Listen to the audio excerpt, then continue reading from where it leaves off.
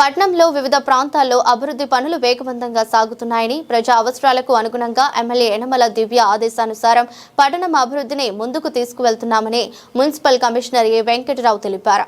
కాకినాడ జిల్లా తుని మున్సిపల్ కార్యాలయంలో మీడియాతో మాట్లాడుతూ బాలాజీ రోడ్లో 70 లక్షల రూపాయలతో ట్రైన్ నిర్మాణం సాగుతుందని దాన్ని సత్వరమే పూర్తి చేసేందుకు ప్రత్యేక చర్యలు చేపట్టామన్నారు. ట్రైన్ నిర్మాణంలో మురుకు నీరు వల్ల ఇబ్బందులు పడుతున్న స్థానికుల సోషల్ నెంబర్కు ప్రత్యామ్నాయ ఏర్పాట్లు చేస్తున్నామని తెలిపారు. రానున్న రోజుల్లో ఎమ్మెల్యే యనమల దివ్య, మాజీ మంత్రి యనమల రామకృష్ణుడు సహకారంతో మున్సిపాలిటీ అన్ని విధాలుగా అభివృద్ధి చేస్తామని తెలిపారు. అందరికీ నమస్కారం. మన తుని పురపాలక సంఘంలో వాళ్ళు అభివృద్ధి కార్యక్రమం చేపట్టాం.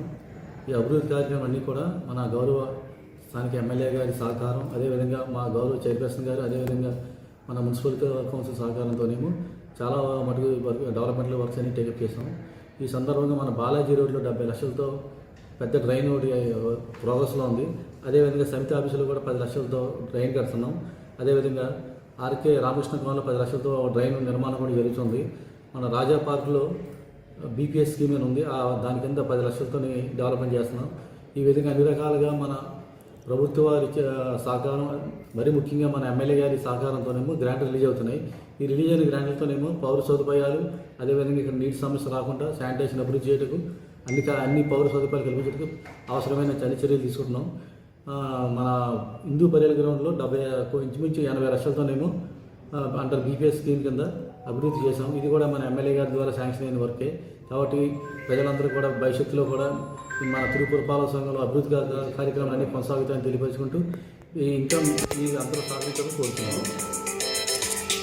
బాడవ తోట లైన్లో చేసే డ్రైన్ ఇప్పటి వరకు టైం బాండ్ ఏమైనా ఉంది? ఎంత టైంలో పూర్తవుతుంది? లేకపోతే అది కూడా ప్రజలకు కొద్దిగా ఇబ్బందికరంగా ఉంది. అది కూడా కాన్సన్ట్రేట్ చేసామండి. బాడవ తోట కూడా ఇంచుమించు ఇప్పుడు ప్రోగ్రెస్ ఉంది. దానికి కూడా స్పీడప్ చేస్తాం. వర్క్స్ అన్ని కూడా స్పీడప్ చేస్తున్నాం. ఎందుకంటే ఎవరైతే కాంట్రాక్టర్లు ఫ్లో చేస్తున్నారో వాళ్ళందరికీ నోటీసులు ఇవ్వడం, ఆ విధంగా వాళ్ళని కూడా కొంచెం గట్టిగా చర్యలు తీసుకుంటున్నాం. ఏదైనా సరే మన తుని డెవలప్మెంట్ మాత్రం చాలా మిగతా మున్సిపాలిటీ కన్నా అభివృద్ధి కార్యక్రమం చాలా ముందంజలో ఉంది. దీనికి అంతటికి క్రియేట్ అంత గోస్ టు ఆనరబుల్ ఎమ్మెల్యే గారు.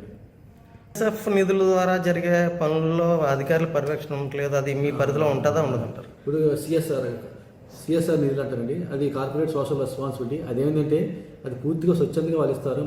మాకు సంబంధం లేదండి. అది ఎందుకంటే పూర్తిగా శాంక్షన్ కానీ ఇంజనీరింగ్ చేయడం కూడా వాళ్ళే, ఎడ్యుకేషన్ వాళ్ళే, మొత్తం అంతా మేము ఐడెంటిఫై చేసి వర్క్లు ఇస్తాం, లిస్టు ఇస్తాం. తర్వాత క్వాలిటీ కానీ అన్నీ కూడా వాళ్ళే మెయింటైన్ చేస్తున్నారు. ఇప్పటివరకు మన డెక్కన్ కానీ ఎవరైనా చేసిన వర్క్స్ కూడా చాలా న్యాయత కలిగి ఉన్నాయి. కాబట్టి ఎందుకంటే వాళ్ళ నిధుల మీద మా అజమాయిషీ ఉండదు. ఎందుకంటే వాళ్ళ మంచి మనసుతోని సిఎస్ఆర్ నిధులు కేటాయించడం చాలా గొప్ప. ఆ విధంగా మన డెక్కన్ గారికి వారు మరొకసారి నేను థ్యాంక్స్ చెప్తున్నాను.